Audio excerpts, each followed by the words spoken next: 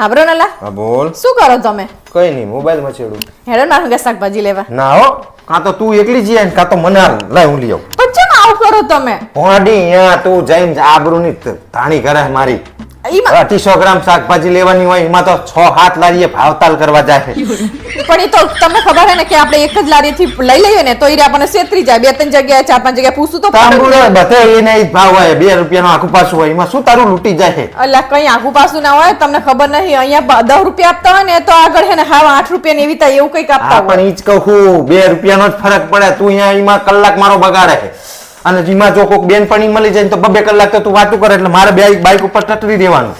અલા પણ કોઈક દિવસ મળ્યા હોય અહીંયા માર્કેટમાં તો પછી વાત ના કરી લેવાય. પણ ઘરે બોલાય ને વાત કરી અહીંયા જાહેરમાં ઉભી રહીને વાતો કરવાની, મારે બેસી રહેવાનું બાઈક ઉપર. તમને તો ઈ નડે. આ બૈરા વચ્ચે હું એકલો ઉભો હોય. તાણે શું એવું નહીં કે હારું ભાઈ 5 મિનિટ મોડું થાય એમાં શું ફરક પડી તું જાય? તાર જવાનું હોય તો જા, નક મન થી લઈ આવતી. ના હું નહીં જવા. અલા આપણે બેન જ જવાનું હેડો. શું ભાઈ હું નહીં આવવાનો 2 જણામાં. તમે એકલા ઠેકાણું નહીં કરતા. જેન તે આપે ની લઈ લઈને અડે આવો હો.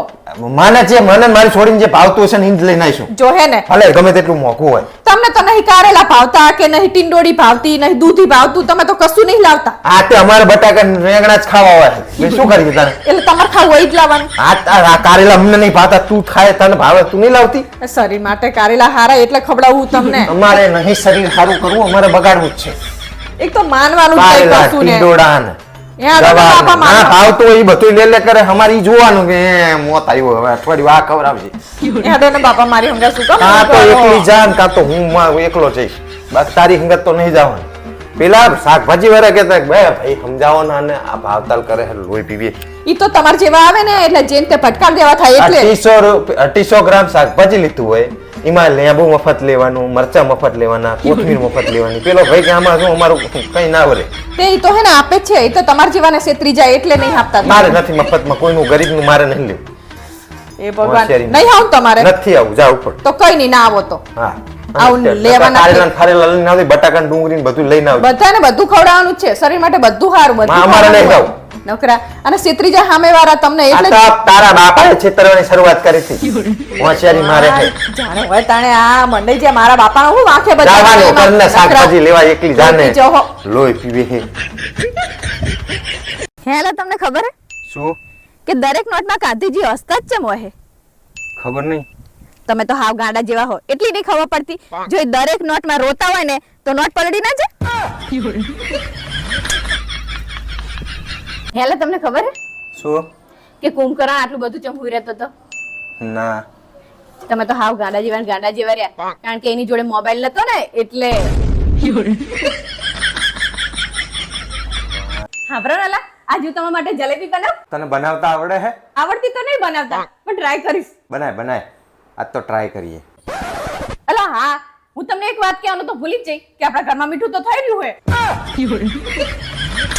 એ ભગવાન, મારા બધા જ સંબંધીઓ મને એવું કહે છે કે તે તારી બાયડીને માથે ચડાઈને રાખી છે.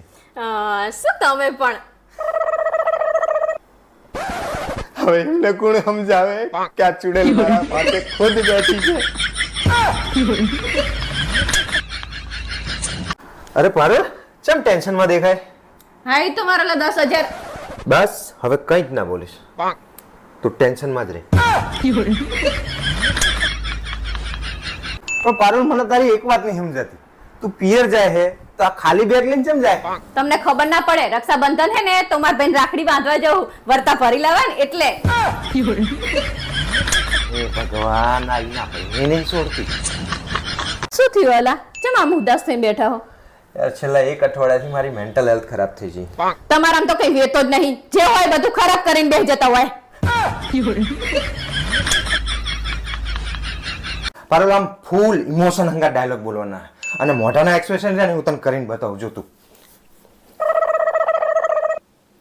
ના હો આવ ઝાડા થઈ જાય મોઢું માથી નહીં થાય. આને ઇમોશન કહેવાય. આને કઈક સમજાવો.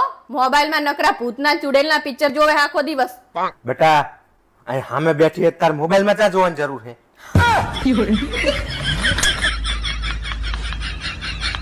મમ્મી હા હું નાની હતી ત્યાં તો મને એવું કીધું હતું કે પરી ઉડે હે. હા તે પરી ઉડે ને બેટા તો આપણી પાડોશન તો કોઈ દિવસ નહીં ઉડતી.